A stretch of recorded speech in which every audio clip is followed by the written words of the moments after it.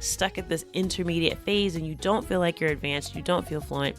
So it really can be a murky territory to be in. So what I want to give you some advice on in this episode is how you can push past that.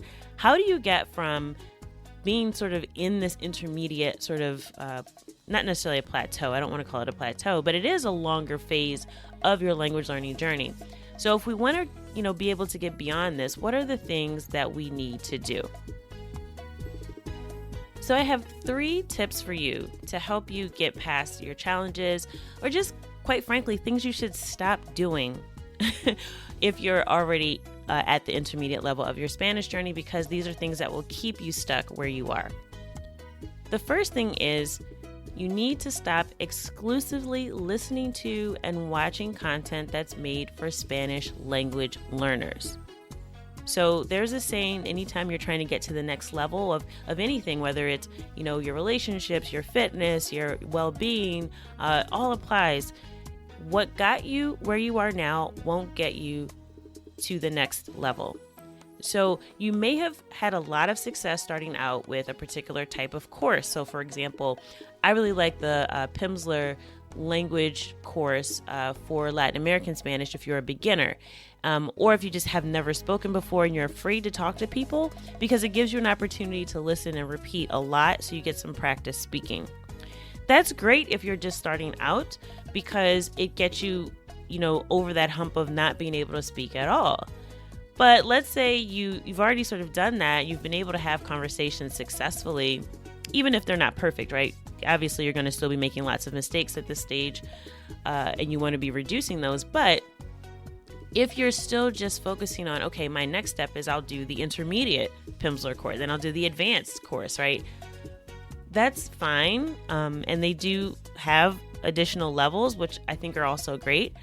But absent actually using the language in the real world, those things become less and less effective at your level.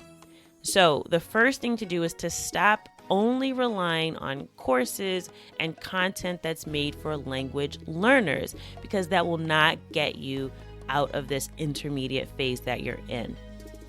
So what should you do instead, right? Instead of just going to all the YouTube videos that are made by your favorite language YouTuber where they're explaining things about the language or telling you about different things, or even just listening to podcasts that don't have any content that is 100% in Spanish. So like for our intermediate learners, I will point out, for our podcast, we actually have identified all of the episodes that are only in Spanish.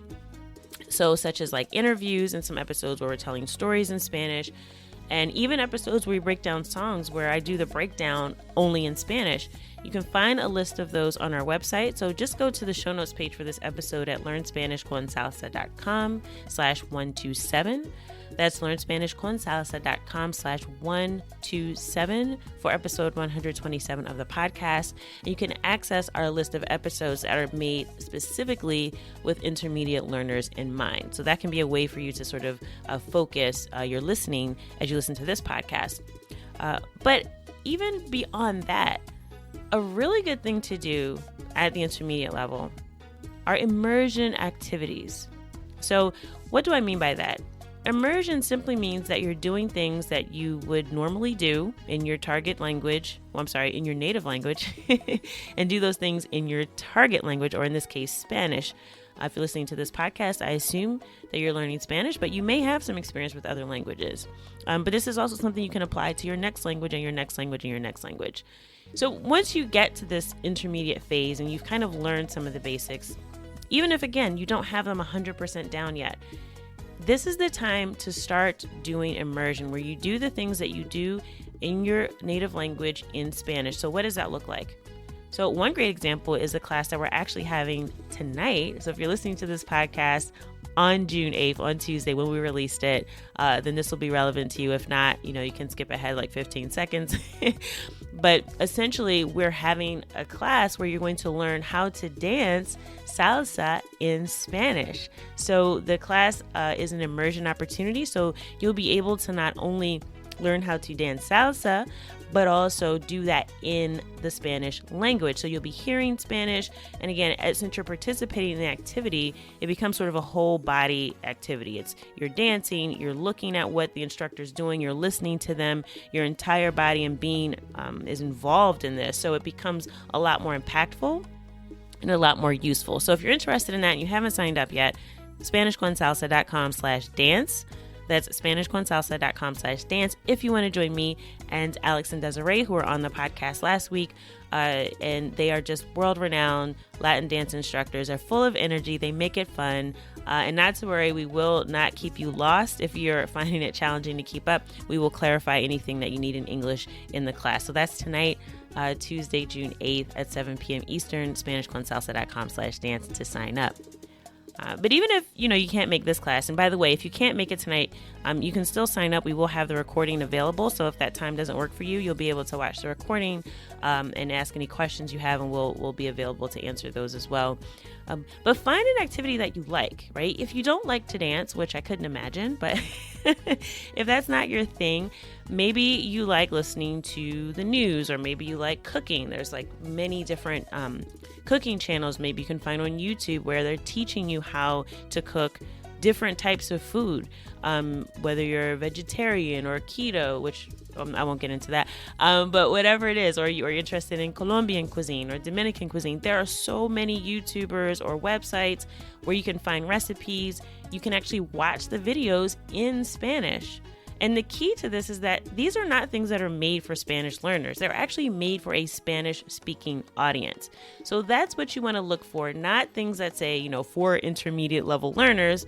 Although, again, those things are great as a supplement to your learning, but you really want to start shifting more towards content that's made for a Spanish-speaking audience. So whether that is going to the website for your favorite news channel that you follow, going to the Spanish version of it, whether that is, like I mentioned, finding a topic that you already are interested in, something that you already consume content for in English, and just doing that in Spanish. I know one of the workshops that we did a few months ago, someone said they were really interested in, I think it was mixed martial arts, MMA, or some type of fighting style. I can't remember. Maybe it was UFC, which I think might be the same thing. So clearly I know nothing about about those sports, but they were super interested in it. So I told them to go to this app. It's called iVoox, so IVOOX.